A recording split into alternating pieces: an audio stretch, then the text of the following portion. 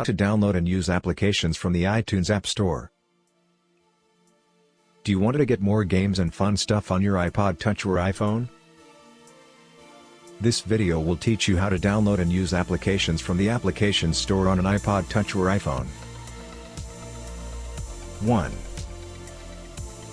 Find your iPod Touch, iPhone or iPad. 2.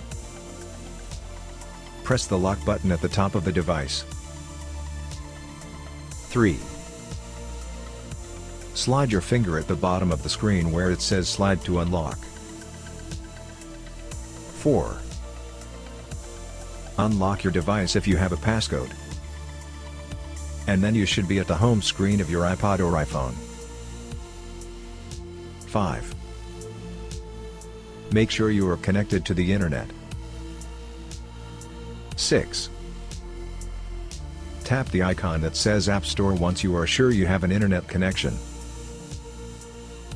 7. Find the application that you want to download.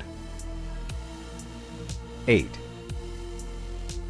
Click the green button that either says free or has a price next to it.